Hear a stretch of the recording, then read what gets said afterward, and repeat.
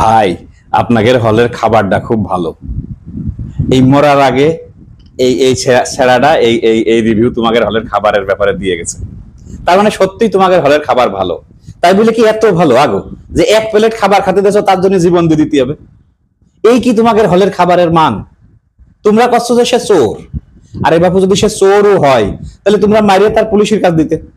তোমরা মানবতা দেখাইলে কি যে মারলাম এত মারা মারিয়ে, আবার মানবতা দেখাইলে কি যে তার এক প্লেট খাতে দিলে।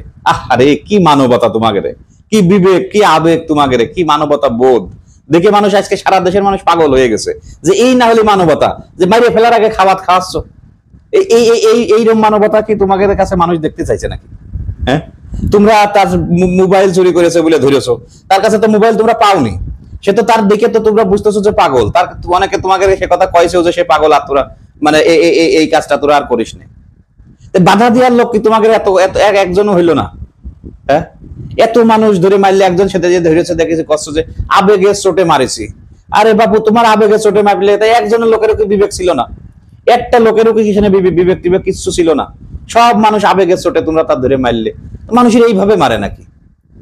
তোমরা তো একটা নতুন জেনারেশন, তোমাকে কত কত বুদ্ধি যে মাইরে ফেলার আগে আবার তার কাছ থেকে রিভিউ নিচ্ছ যে খাবার কেমন ছিল। সে কিন্তু খাস দিল্লি করে দিচ্ছ যে খাবার ভালো ছিল। তোমরা আসলে কি, তোমরা মানবিক মানুষ যে মারার আগে খাবার খেতে দাও, আবার তোমরা এই যে আধুনিক ব্যবসায়ী সমাজের মতো আচরণ যে আমার প্রোডাক্টটা কেমন ছিল, আমার খাবারটা কেমন ছিল সেটাও তোমরা তার কাছে শুনে নিচ্ছ। তোমাদের আসলে জ্ঞান বুদ্ধি দেখে পাগল হয়ে যেতে মন করে যে মানে এই বাংলাদেশের মানুষ তোমাদের প্রতি আসলে কি ধারণা পোষণ করতেছে যে এই যে মেধাবী সমাজ, তারা আজকে কোনো বিবেকের কোনো কাজ করে না তাদের কাছে, তারা আবেগ দিয়ে চলে। এই আবেগের চোটে তোমরা আজকে জেনারেশনে লোক ধরে মারতেছো, যার যা ইচ্ছা তোমরা তাই করতেছো। কোনো আইনের কাছে তোমরা যাচ্ছ না, তোমরাই নাকি সব আইন, তোমরাই সব সালিশ বিচার করবা। হ্যাঁ, এই জন্য কি এই দেশ নতুন করে তোমরা বানাইলে?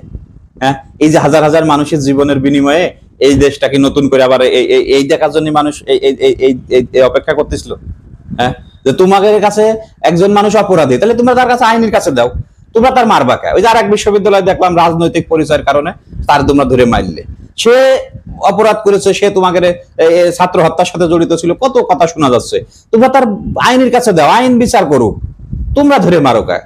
হ্যাঁ, ছাত্ররা যদি আইন হাতে তুলে নেয় তাহলে সেই ছাত্র সমাজ কি ভালো হতে পারে? তোমাদের এখন কাজটা কি? তোমরা ছাত্র আন্দোলন করেছো, গণ অভ্যুত্থান ঘটাইছো, তোমাদের কাজ এখন পড়ালেখা করা। তোমরা এখনো ভার্সিটি গুলো খুলতে পারলে না, তোমরা এখনো প্রতিষ্ঠানগুলোতে শিক্ষা ব্যবস্থা চালু করতে পারলে না। তোমরা আছো সব দেশের সমস্যার সমাধান ছাত্ররাই করবে। বাপুরে, যার যার কাজ সেই করো। মানবিকতা, বিবেক, আবেগ এইগুলো জিনিস যার যার সংজ্ঞা সেইভাবে করো। আজকে যে মানুষটা এই যে তোমরা মাইরে ফেললে, যে মানুষগুলোকে তোমরা মাইরে ফেলতেছো, এগুলো কিন্তু মোটেও ভালো কাজ হচ্ছে না।